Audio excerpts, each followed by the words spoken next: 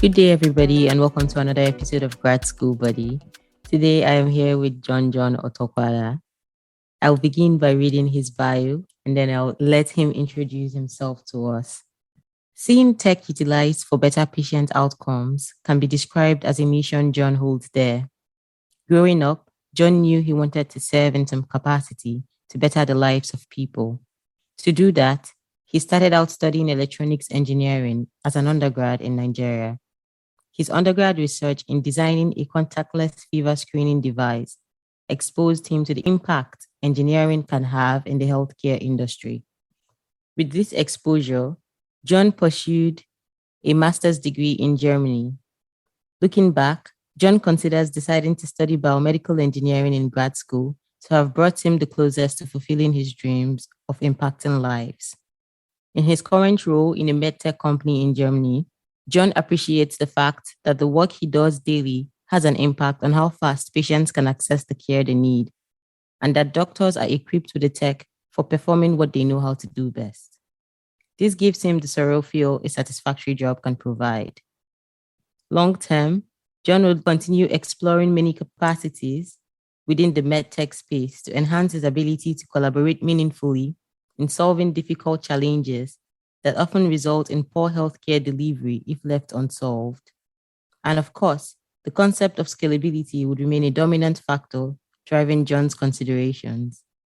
In his free time, he enjoys traveling, playing table tennis, watching documentaries, and chatting with people doing interesting stuff. Thank you, John, for joining us today. I know that our story is intertwined across many cities, from PH to Accra to DC.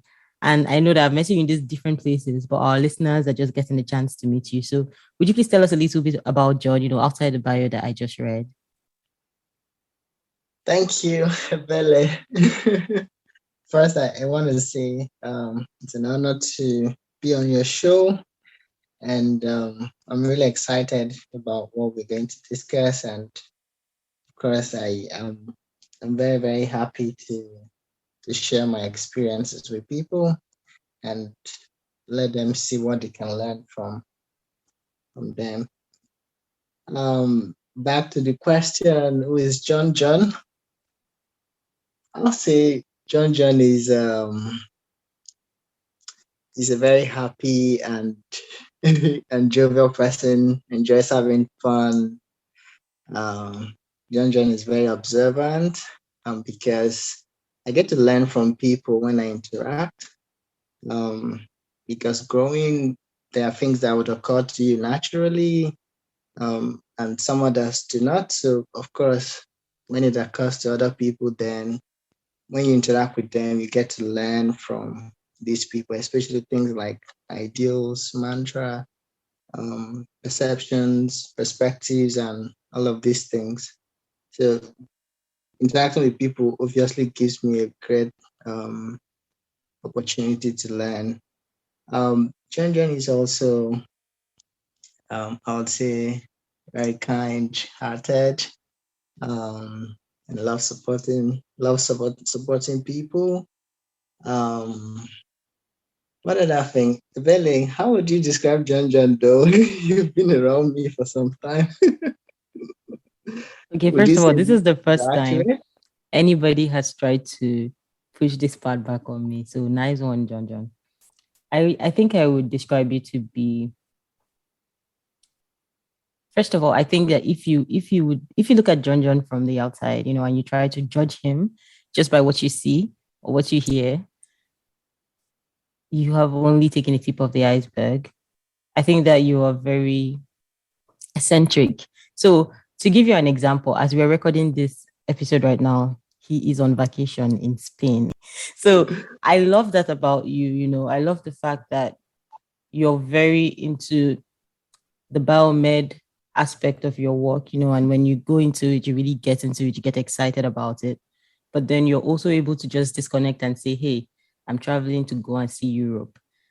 So I think that's what I would describe you as somebody who is, you live a very balanced life and you try to encourage your friends to do it too, even though we know they too hear what. So thank you for the intro, John. So you're actually the first person on this podcast who has been to Germany to study. And so I think that your perspective is very, very important to listeners who are considering the different countries that they can go to. So I'm going to ask you this question. I have a lot of questions to ask you about, when you decided to go to Germany, the factors that you had to consider. I guess in the first place, I would like to know what led you to decide, hey, I want to study biomedical engineering and I want to go to Germany to study this, especially because there is the language barrier that people might also be considering when they decide to move to Germany. Evie, this is an important question. Especially because you've just asked a lot of questions in one question. I'll try to pick the bits, and then just whenever we have enough time we can elaborate. Yeah. The first part, for example, how I decided to come to a country where I do not speak the language as my first language. I also do not speak it as my second language. It's interesting to want to try to answer this question, because obviously it's challenging to make this decision. But then when you look at some other factors, like how famous Germany is for their medical technologies, you would be convinced that, of course, regardless of how challenging the journey would become or would be, you would definitely give it a shot. Yeah. For in my case, I decided to take it because I knew what I was coming to get from them, from the country Germany. And I was quite convinced that by the time I would be done with my studies, I would definitely find something within the medical technology space to do. Of course, the first 6 months of coming, I had barely no German language skill. So that meant I was restricted to interacting with people that could only speak English, for example. And that, of course, made me to want to learn the language, the German language. So I enrolled in language courses, took the university language programs, and of course, this helped me over time. I was able to start interacting with people, but of course, the initial phase was an absolute chaos because then my thought process was not going as I really wanted it to go, in terms of what you can learn from people, right? Um, this is not to say that Germans don't speak English. Of course, they do speak English, but in real life, it's always better to interact with people in their native language, because then they can express themselves the best way possible. And also, there are other concepts that are easily explainable in certain languages than in other languages. So this is something I missed in those early years. And of course, this keeps playing into the future if you're going to live in Germany after studying. Okay. So one of the very interesting things you just said is the fact that one thing that made you absolutely sure that you wanted to go to Germany is the fact that they have a very good med tech sector. And for instance, when I wanted to study economics, development economics, a lot of people told me go to DC or go to Switzerland. And so you found Germany for med tech. And so how did you find the information that you needed to apply for the program that you eventually applied for? Right, that's a good follow-up. Actually, the real story behind my choice to come to Germany started with me interacting with my uncle, who is a medical doctor and has worked with lots of medical devices from Germany. Yeah. Yeah. So when I did mention to him that, okay, because from my bachelor's project, I had done this project on contactless device for screening fever, and I told him about it and was like, okay, this is really good. The next step, of course, is to go do a master's, and then the idea about Germany, of course, because he is working with these devices, popped up. And then there are also other considerations like the quality of education you would get at basically a cost-free sort of like in Germany, you don't get to pay tuition fees. Um, though you pay semester fees, which are really, really inexpensive to even think about when you compare them with with what you pay as tuition in the US. You know, so that also played in. This was a key thing to consider. Um, but generally, I feel Germany is a great place, especially because of the sector that I really wanted to pursue my career in. And up to this moment, I still feel there are lots of opportunities for people that are interested in this area. Of course, once you come to Germany, you would definitely get something doing. And the passion in the Germans and everyone that comes and sees what they do just makes you want to continue, you know? Yeah. Okay, thank you. And something else you said was the fact that the first 6 months you came, there was this language barrier that made it a little bit difficult for you to interact with the traditional German speakers. So if you were to advise somebody who just, they just landed in Germany for the first time, either for work or for graduate school, where would you say is a good place for them to get resources like language resources to help them familiarize themselves with, popular sayings around town? Hmm. Yeah, that is also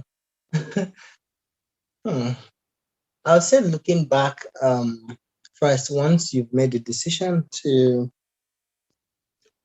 come study in Germany or for example relocate for a job, then I would advise at that moment start looking for resources, or just start consuming German content.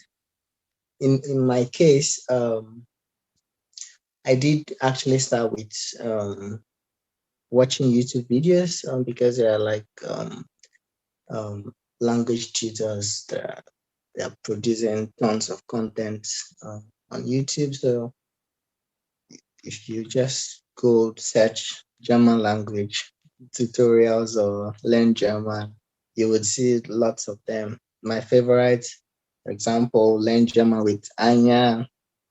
There is also um, learn German with Jenny, Easy German. These are all contents that anyone can learn from.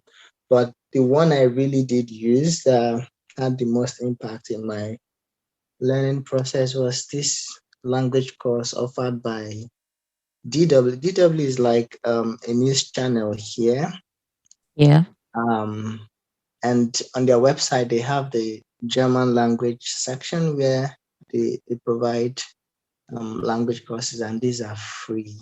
Like you can just go start the course and then learn and take tests up to the point you'll finish from A1. A1 is like the beginner level up Yeah. to I think C1. C1 is already at native level. Um, yeah, these are the resources I used. Of course, like I mentioned earlier, I made sure I attended the free one offered by the university, because this of course gives you the chance to interact with other German learners. These other ones you're going to learn them personally just in your private space. But the language courses offered by the university gives you the chance to see other learners, so you can also interact with them and find out how they are also learning. You know, yeah. Okay, so that was very solid advice. So for people who are trying to learn, John suggests three things. He says, in the first place, before you leave, try to watch the free YouTube videos. Also, try to take advantage of the resources on the DW website. and then also take advantage of the courses offered by your university. Okay. Dropping solid advice, John. Thank you. So now, like when you look back holistically, I know that you said that, schooling in Germany is almost free. But then a lot of times before you're offered admission or before you're given visa to actually travel for school, you're required to show some financial capabilities. And so in your case, did you have to show this? Can you give us like an estimate of how much that was? So in Germany, there's this thing called blocked account. It's unlike in the US where you would show proof of funds. For example, you would have an account statement for whatever amount you have in your local bank. But here in Germany, you're required to transfer a certain sum of money. The last time I checked, I think it was around 10,200 euros or thereabout. They update this amount, I think yearly or so. But at the time I came into Germany, this was in 2017. This amount was around 8,600 euros, but now it's already at 10,000 something. So you're technically required to transfer this money into an account in Germany that you can open while still being in your country. And the concept of blocked account is that the government wants to make sure that when you land in Germany, you would have enough fund to sustain yourself for at least the first year. And this money would be remitted, I think, based on the estimated amount monthly. So you don't have access to the full money once you land in Germany. They'll be giving it to you. Of course, the bank would be giving you the money in bits up for, like, they'll split it into 12 months. There's also the other option where if you have someone in Germany that can offer you a sponsorship later, this is usually done by people that are working in Germany. You must be earning a certain amount of money. I cannot verify this amount right now, or I think also citizens have a certain level of financial capacity. The concept is to make sure that, okay, you have someone that you can fall back on if you experience any financial difficulty. So these are usually the two options, very primary options. The other one is with a scholarship from this organization called DIRD. This is the official German educational John, did you just spell institution. in German? Oh my God, DAAD. Yeah. Well, this is what happens when sorry guys, but I mean, it's DAAD, and their website is also daad.de. Yeah. Is because Deutschland is the German name of Germany. So they look so this option, if you get a scholarship from this um, institution, academic exchange institution, then for your visa processing, they can also consider this as a good proof of funds. Yeah. Okay, thank you very much. I think that's very important because I know that most times when people say come and school in Germany is free, they forget to tell people this other part that, okay, yes, so it's free, but you still have to have some money for your upkeep. So thank you. The next question I have is now that you have finished with your, the student part of this experience, what would you say are three top things that you should have considered, for somebody who is just trying to go to Germany, who's looking to apply? What are three things you tell them? Hey, these three things, they're very important and you should definitely look at them.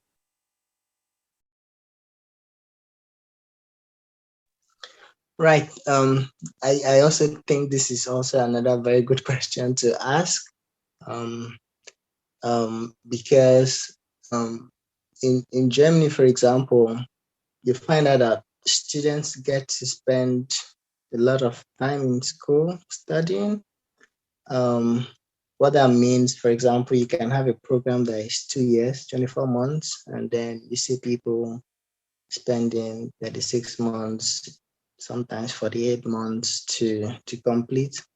The, the, the point is, I can understand from the perspective of a student, having gone through the process myself, that first the German culture requires you to sort of figure out what you want to do by the time you're leaving school, and you must have had um, um, industry experience, for example, through internships or your master's research.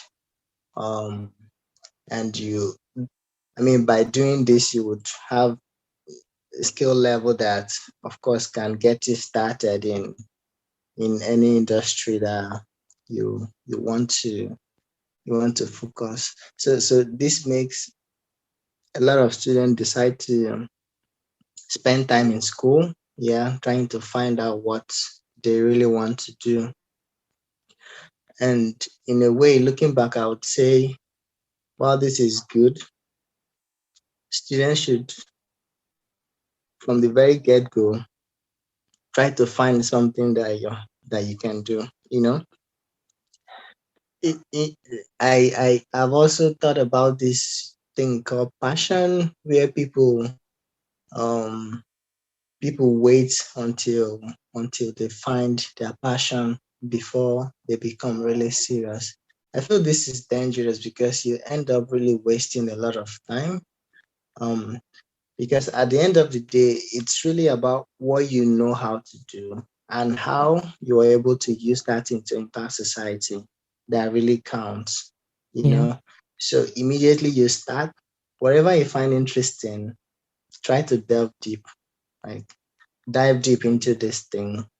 Read materials, find resources that can help you. Reach out to your professor for whatever um, advice they can offer. This was something I and a couple of my friends did, but of course we did this really late into the program, like the third semester or so, and then we we started reading about this particular area, and then we even took certification exams, and this really helped us. Immediately we graduated, we found jobs, technically. So this is like the number one thing. Just get something, pick something, because of course you'll be exposed to many things. Pick one, then dive deep, and then from my experience in Germany, once you get your first job, usually there are so many doors that will be open, so you can transition from one role to another as you deem fit. The next thing um, would really be, from the get-go, start learning German, as if you cannot speak German, you're not going to get a job. If you don't have this mindset, sometime by the time you would have spent 6 months, 1 year, and you still see yourself at the beginner level, you can just it's easy to become demoralized, and you can lose interest in learning the language. And of course, in real life, your ability to get jobs, I mean, you'll be in a better position to get lots of job offers once you graduate with a decent command of the German language, from my experience. Of course, there are people getting jobs that they get to work only in English, which is fine. But in some industries, like in the healthcare industry, if you want to work in the hospitals and stuff like this, you would really need this German. If you want to work in finance, banking, you really need this language. Because you want to work in law, you really need this language. I mean, contracts are usually valid in the German language. So imagine you getting a contract and you cannot read the terms of your contract. Or imagine having to go to the hospital to reach to get healthcare service, and then you have to struggle with the language for a translator, or just if your doctor is not able to speak English or your local language. Yeah. There are so many things. In Germany, postal service is still very, very is still working. So most Mhm. of the post you are going to get, the mails you're going to get in your post box would always be in German. For example, things about your insurance and all of these things. Your process of like processing your visa, all of this would be in German. So it's Yeah. always really good that by the time you would have spent 1 year, 2 years, if you have any appointment with the foreign office, you'll be able to at least explain yourself in German. The next thing, I'm sorry, this is really a long answer, It's but okay. then the third point that I would say, I mean, don't forget to to reach out to people, because sometimes people just get drowned and then they become isolated. And of course, isolation is the dream killer. If you remain in isolation, then you you're not getting fresh ideas, you're not getting fresh perspectives, you're not really helping yourself. There's sometimes you just run into a rabbit hole, and then no one to guide you, no one to give you hints, tips, and tricks. So Yeah. this I would say is my third most important thing to consider. Always try to be in contact with other people in your program, people who like had graduated from the program, or things outside your field that can give you fresh perspectives. Okay. So three things that you would say. You said that they should dive deep, whatever area they decide to go into, put in the work, ask professors for help. In the second place, you also advised that it was really necessary to learn the language. And then in the third place, avoid isolation, because according to John, isolation is the dream killer. We should put this on a track. So another question that I have is, you talked a little bit about the job market in Germany, and I wondered if you could just talk to us about, looking for internships and jobs in Germany. How does that work? Is it a thing where people have to network, or would you say, it's the good old go to websites of companies you're interested in and apply? Also, when you were talking, you spoke a little bit about the role of language in helping you land a job. You said that people should learn the language, as if they do not learn it, they will be unable to get a job. So how would you say you navigated that, especially because they are already native speakers who are also Well, in medtech? this is another good this is another good question. Really, for example, getting internships is still quite difficult for students, because I mean, most schools, most universities would require that your internship component would be either at a research institute or in a company. And this just means you have to get something. You cannot just stay at home, even your thesis. And of course, if you're going to get an internship position or placement in a company that the language is like the company language is German, you obviously would just realize that okay, at that point they need someone that can fit in quite quickly, because internships are usually very short term, for example, 4 to 6 months. So they don't want someone that would come struggle for 4 months and then you would just deliver in your 2 months. So they want someone that can already from the get go hit the ground rolling. And it affects lots of students, especially international students who are not able to secure these intern positions really early. And of course, this this plays a role in why most students are not able to graduate early.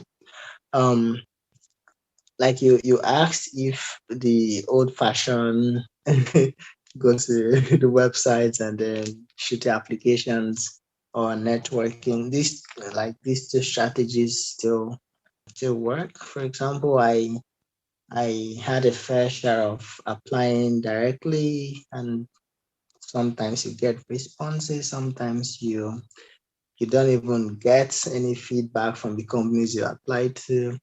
And the very famous one, German, anyone studying in Germany would know. It's called leider nicht. So once you see leider nicht, what this means is unfortunately. Okay.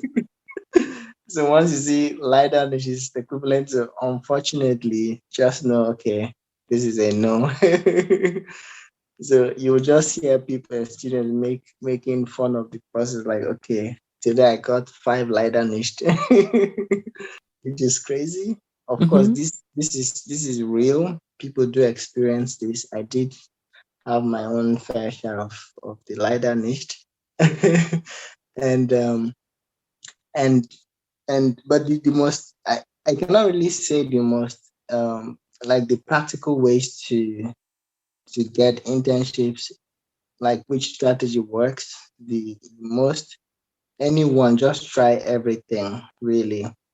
Because I tried applying by myself. I also did reach out to my professors. I did reach out to my university career center. I reached out to my program coordinator. Just I reached out to so many people that I thought could help. And my very first internship in Germany um, was something I got through my program coordinator. I thought I was interested in something, and then she reached out to the professors that were in this area, and then they accepted me. You know, Yeah. the second internship I did, it was through my professor who who helped me, who linked me up with the um, university hospital that I did my internship, and then thereafter I continued with my master's thesis. And I know of several friends who also got their placement through um, being in contact with a professor. This is always, in Germany, of course, it's not easy to become a professor. So if a professor is writing a recommendation letter for you, that's really a strong statement that first it means you're a good student. The professor would have evaluated you and thought, okay, you can deliver. So this is a very good strategy to use. But the most important thing, I think, looking back, that I can say is, don't just give up, don't relax. Even if you're going to get 60 rejections, the lighter niche, this is fine. Just continue, because you only need one yes, and you've already landed yourself an intern position. So this is the mantra I used, and I see it work for people. If you don't give up, of course, someday a door is gonna be opened. And then the other thing about just applying, don't apply blindly, of course. As you get these rejections, try to review what you're doing wrong. Um, the other part can also be talk with your colleagues to find out, okay, if there's something wrong about your CV, um, if there's something you need to add. In Germany, there's this thing, you have to add your picture. You add a picture to your CV, and then um, explain things that you've done. Things like this can boost your chances. And then the other point can also be, if you're writing cover letter, what language are you writing the cover letter in? If the Yeah. HR person can only speak German, and then you write a cover letter in English, how would he or she be able to read your cover letter? because obviously these things will go through them first before they send it to the hiring manager. You know, the next good thing is try to be active on LinkedIn. In my case, I've had recruiters reach out to me, which was really good. If your profile is well arranged, you're also interacting with things in the fields that you're in, it increases your visibility, and you can have an opportunity through this means too. Yeah, I think these are the points I can remember for now. Okay, so now I have multi-dimensional questions for you. Oh my god. Shoot. On one hand, you're one of the few people who have ever told me that recruiters have reached out to them. And you know, there are 1 million people who are in medtech. I mean, not 1 million, but there are a lot of people who have gone to grad school who have the same skills as you. So obviously you have done something right, whether it's regards to the roles that you've had before or it's regards to the information that you have on your LinkedIn. So if somebody were trying to be very strategic about this, what would you say? You talked about the fact that they need to engage in some activities to get visibility on LinkedIn, but in your case, what did you do? But in my case, I would say, um, I mean, it's really two things. One, try to have a great profile. You know, write a little bit about yourself, because people are going to come to. Let's say they come to your wall. What do they see? What can they? It's what they see there that can give them the impression of deciding to reach out to you or not.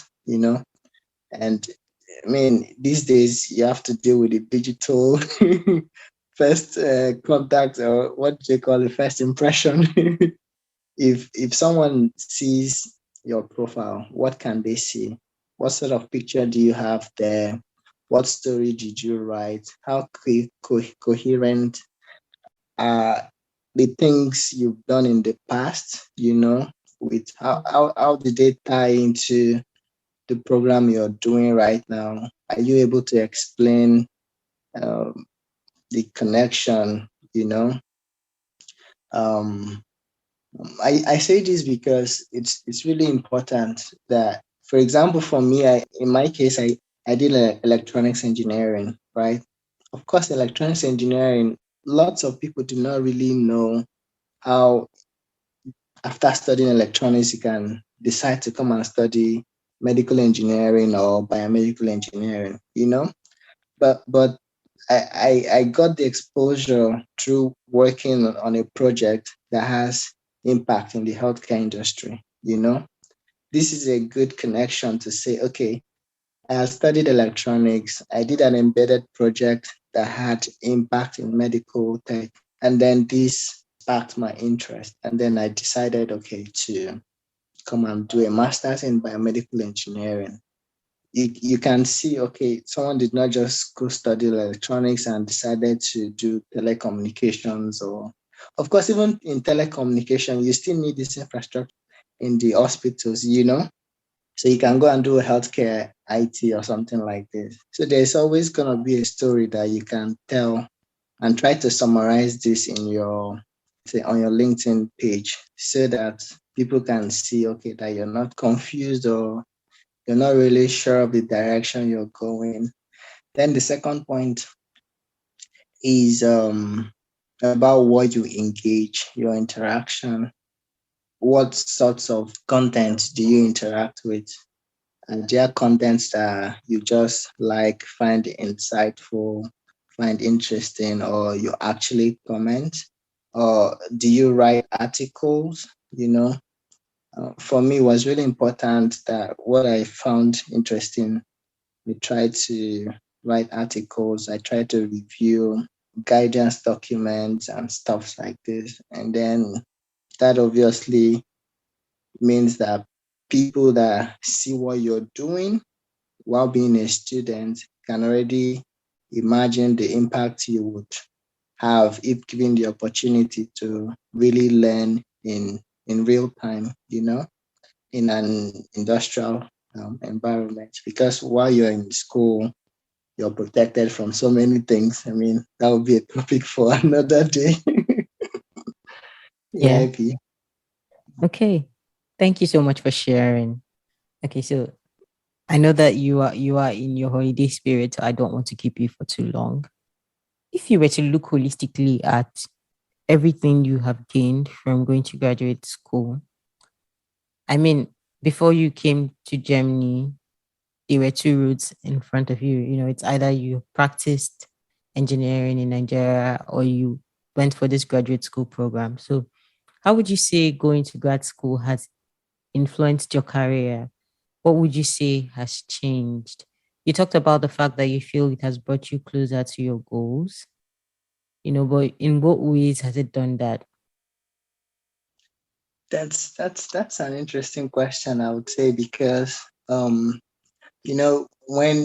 you apply to programs, you don't really know what to sometimes you don't really know what to expect or how things will turn out. In my case, what I currently do, at the time I was applying for this program, it was not in the realms of it was not into my frame of reference or realm of possibility, or I didn't know something like this existed in terms of like how um, possible it could be for me to do the sort of things I do. Yeah, and it was only during my master's program that I took a course in regulatory affairs.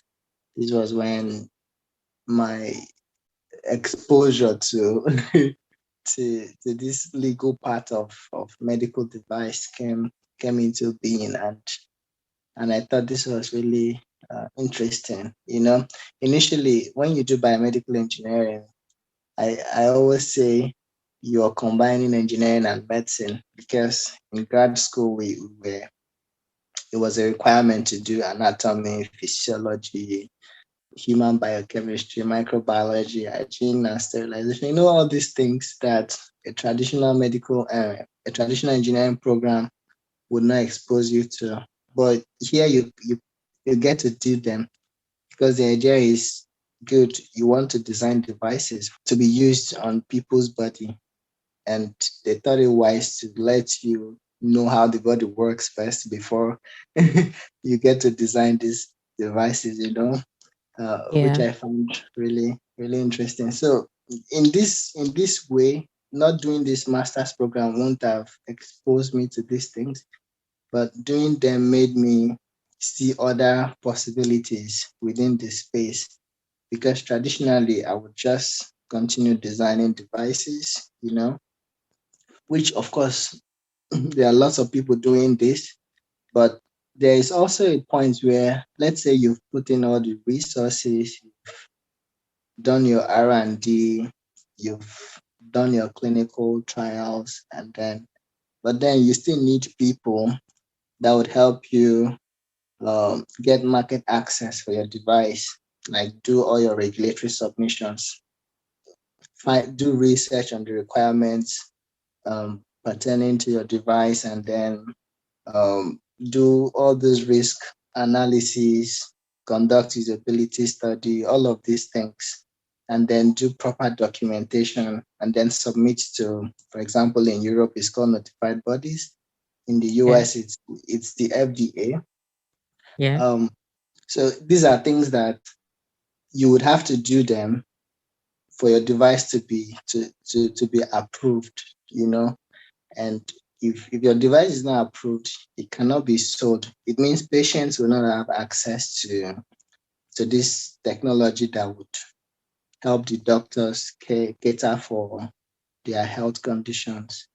And for me, when I look at this, I see not just the fact that, yeah, if I didn't do this program, I could continue on the path of just designing devices, but then I wouldn't really know how to get the device to market, you know. But my master's program has now um, taught me of a possibility where, of course, there are lots of devices out there that have been produced, but they don't have the regulatory approval. So it means they are stuck in companies. So how do you come in to help? Already, these technologies are there, but they just need to gain market access, you know? So this is how I feel that my master's program has influenced me. And if you ask me the short term, it's a good thing.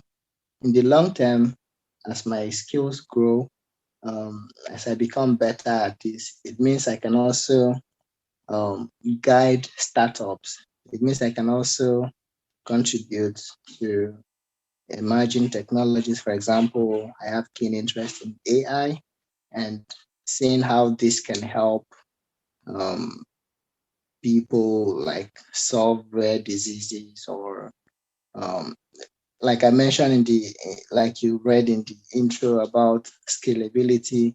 My concept about AI is it's something that when you design a traditional medical device, the cost of getting this device is always very very high. But with AI, it's just software, and scalability is something that can be achieved if you deploy. You don't have to build a new device altogether for each time you're deploying. You know what I mean? Yeah. So this is something I envision, and I can tell that okay, doing this master's program has shown me. Yeah. I think it's super interesting, how there are so many different career paths out there. And when people just start telling you about what it is that they do on a day-to-day basis, like I knew part of what you do, but I have never really thought about it in terms of scalability, like you're talking about it now. And I've also never really thought about the prospects that there's so much technology out there that we probably do not know about because people haven't really figured out how to get it out of the market. So that was a very interesting perspective you brought, and I really appreciate that you shared that. Okay, so I have three more questions to go before I let you go, and one of it is the fact that you talked a lot about the need to not isolate yourself.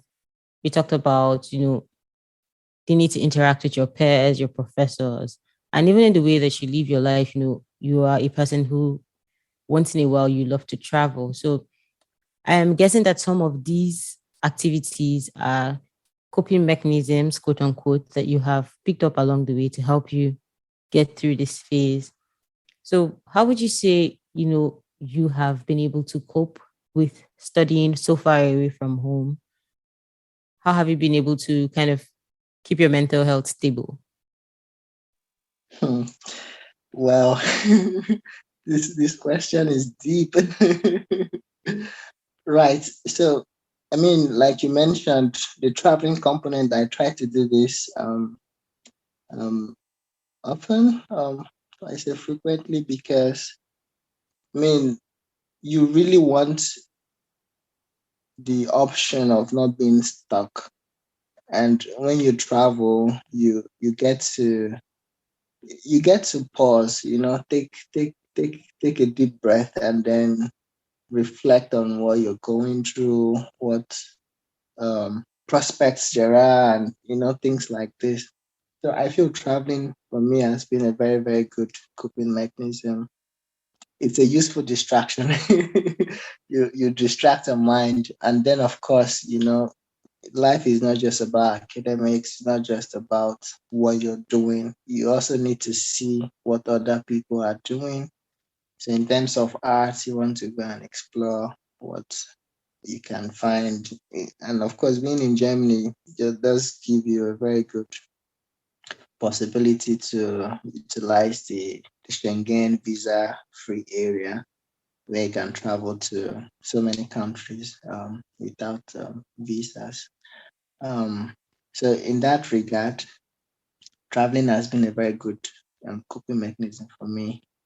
The next thing, I mean, of course, in line with that, it means when you travel, you get to meet people, hear about their own stories, new cultures, and all of these. And then sometimes it gives you perspectives, new perspectives to seeing the life you're experiencing at the point you're experiencing it, and you can envision yourself, like you can imagine what the future can look like.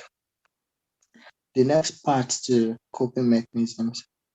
Sometimes your colleagues are your best teachers because I feel sometimes professors are in a realm that might not be really accessible to some students. Yeah. Yeah. But within in your pair, you can within your pair you can find that there are students that can connect really well with some professors. So you want to tap into that abundance of resources because then they can really explain things to you in just like saying like you're 5 years old or something like this. Yeah. They don't have to stay at that high concept level because most things you'll find they, they are they are always explained in a very high level fashion. You want someone that will be able to break it down in the language you can understand. I mean, I don't mean German here, but in basic language that you can really relate to. Another good coping mechanism, of course, when you're living in Germany, the language would always pop up every now and then. So don't make a fuss about it, but of course, always just try your best to use every opportunity you have to tell. So I didn't have this exposure to German, to be frank. So I had to put in a lot of listening hours, YouTube, radio, audio content, you know. And then the other thing I learned, eh, most Germans can speak English, they can understand English, but you find out that they prefer to speak German, right? Of course, everyone prefers to speak um, their mother tongue. And the few internship and student jobs that I did, what I could see was a case where they were fine with me speaking English and then they speak German. So that means, you know, the four components of language, because we can argue is more than this, but at least you're listening, you're speaking, you're writing, and your Yeah. comprehension, yeah. Yeah. Just try to make sure that you're able to comprehend when they are speaking, because this is the most important thing for them. They can understand when you speak English, you know, but when they speak, they would like to speak in German. So if you're able to you have your listening skills rock solid, then you can navigate really easily. Because of course, everyone wants to be understood, right? Yeah. So when I discovered this, I tried to focus on the listening part of my language training, and that's where the radio, the YouTube, and all of these things. Some people they just want to say they want to speak the language, they just want to speak. But when someone speaks back to you, are you able to understand what they are saying? Annoying thing that someone is speaking to you and you don't understand them, right?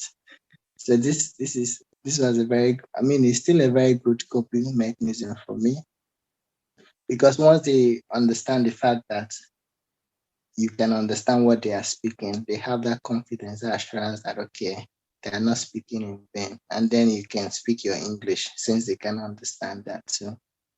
You know. Okay. Um. Other coping mechanisms. Well, let's pause for now so you can continue. I love how you're giving them so many tools to add to their arsenal. That's super nice. So you said very important, try as much as possible to comprehend when you are spoken to. I found that to be very, very true. I think that a lot of people who speak other languages apart from English, this is true for them. So that was really great advice. Okay, so one of the things you've talked about a lot is traveling. And you've also talked about the fact that students in Germany can take advantage of the Schengen visa, especially to visit other European countries. And so my question to you now is like, what are your favorite travel destinations and how easy is it to really travel as an international student? And what would you say was a budget that you had? You know, all the trips you took as a student, how much did it cost? Wow. This is I know fully you are about to loaded. call me out for asking three questions in one. This is fully loaded. I mean, first, it's easy for international students. So once you arrive in Germany, um, at the time you're coming in, you're given, I think, 6 months visa. And then when you get in, you can change your visa to this residence permit card. Um, Normally, they give, I think, 1 year, 2 years, depending on the program that you're coming to do. So with your visa, you can already start traveling to these countries. When you get the permanent residence and the residence permits that they give to students, you can also travel with this. So it's not a situation where you're locked until you get your residence permit with your visa already, because it's a Schengen visa. You can travel. So in terms of the means of traveling, that has already been sorted by the Schengen area agreement. The other part is the finance, which is a big deal for students. The good thing in Europe, there are low budget airlines, for example, Ryanair and so many other airlines, Vueling, uh, um, Air Europa, Air Europa, I think in English. So all these airlines are there for students to take advantage of. There are also very good train connections. If you love riding train for long hours, you can also explore this. There are bus connections too that can take you from one country to another. For example, with Flixbus, it's also very low, inexpensive. You can have all these trips, they do discounts and stuff. So for students, this is also a very good option to explore. But the third point you're talking about finance, how how much this would cost. It depends on, for example, the seasons and stuff when you want to travel.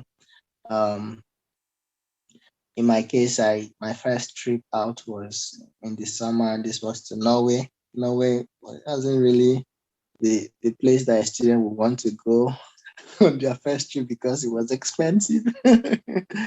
But I mean, I wanted to have experience of the Northern Lights. Well, I didn't get to see at the time I went, but Yeah. the interesting thing I saw was you can actually have a day where the sunlight would still be up even up to 11 p.m., which was Oh, that's cool. fascinating. Which was fascinating. Yeah. Um, but I mean, apart from that, you can explore Oslo and all of these places. The trip itself was inexpensive, but um, I mean the airfare, yeah. But actually living in Norway, your accommodation. For me, when I was a student, I always use hostels. In Europe, there's something called hostels where you can chill, but like chill like a student, Yeah. um, which can also be inexpensive. Um, yeah, I mean, generally traveling within Europe is affordable, especially when you're able to plan towards it. Yeah. If let's say you want to travel to 2 or 3 countries in a year per quarter, then if you save like 50 euros monthly, so by the time you have your first 3 months, you already have 150 euros. With 150 euros, you can travel to one country and Yeah. spend, let's say, a weekend, Friday to Sunday, and you'll be good. You know, your food, your trade, your cost of transportation, and your accommodation. So this was a strategy I used for the many countries that I have visited in Europe. Yeah. Is there any part I have missed? Which other No, part of you that? actually got all the parts. Thank Okay. you. That was very, very elaborate. Thank you very much for sharing that with us. So now we've gotten to the end of this interview, and I know that for a lot of us, we had people to ask about the processes and the things that we had to do, but then a lot of it was also just, feeling around in the dark and trying to figure it out as you go. So, are there resources that you would say, like, because the idea at Grad School Buddy is you were trying to create this library of resources that will hopefully be timeless, not timeless, but, for the next few years, we want people to be able to find this podcast and for them to use this information. Are there things that you would suggest that we kind of add to this community that we're trying to build? Are there things that you think would have been really helpful to you during your application that you wish that, somebody had thought of or somebody had done this? Well, I mean, I can already start talking about what I did use.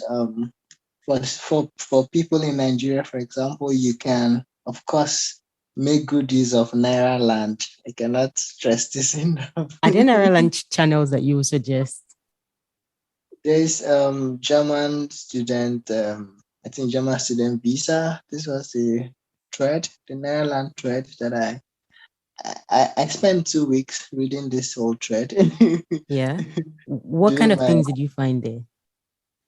the good thing with reading threads, you there are questions that would not occur to you that people would have asked, challenges that they would have faced, and then you get to see answers already down for you. You get, so this I thought was really, really good.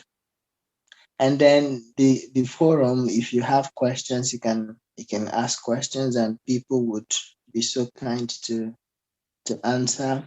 And if your question has already been addressed, some people would just give you a link to that section of the forum where your question is addressed. So I think that this is a very good resource that anyone can explore, especially people in Nigeria. Specific things, for example, everything about block account, you can find it there, the kind of programs. And of course, you even get to network with people. For me, I think I've made a couple of friends from this forum. So yeah, that's the good thing that you can get from Naira Land. You can get to network. Um, okay, so apart from Naira Land, Google is your best friend, really. Any question you have, just simply search. But sometimes I think these days it's the quality of question that you ask that can really help you. If you're not asking the right questions or with the correct terms, you're not able to find what you're looking for, you know. The other resources that I did use, as we all know, first is you reach out to people, you you you ask if you know anyone, for example, studying in Germany, you ask them questions. I've had people reach out to me on LinkedIn about the program I did or some other things like this. And I always try to respond. I've had times where I review people's statement of purpose, this later that students normally get to Right to write. apply. Yeah. Mm-hmm. So I mean, whenever I see this, I always feel happy to help reviewing and um, giving feedback. Um, the other thing can also be you reaching out to the program coordinator to find out what to do if there's anything you feel uneasy about. Um, yeah, I mean, these are technically the core things that everyone should do. Um, there's also the one I already mentioned, this daad.de website. This is where you can find all the programs You just go there, go to the international programs, search for the program you want to do, and then you can see the list of universities that you can apply to. On this website, you find all the requirements if you need to write IELTS or if you need to write whatever exam that you need, whatever the university needs, they will tell you, you know. Um, what else? I think these are basically the primary things that people you get to do this in that phase until when you get to Germany, then everything will be about your program and the resources you can get. Yeah. Yeah, I get that. Okay. Thank you, John. That brings us to the end of our interview. I apologize for stealing you in the middle of your day. And I know that your friends have been calling you so that you guys can continue holidaying. Thank you so much for coming to hang out with us today. We really appreciate it. And so, for people who have really enjoyed this conversation and people who are looking to connect with you, can you please tell us where we can find you? My LinkedIn is there. That's where I at least I'm sure I'll check once per day to see what is going on. In Germany, we have this other version of LinkedIn called Xing, XING. I'm also there. If I see people reaching out, then of course I can. But primarily, I think LinkedIn is the go-to place for me. Yeah, and of course, if you have questions, if you reach out to me, my profile is John Otokwala. I'm sure Ebi will link this in the description. I Yeah, I'll be definitely happy will.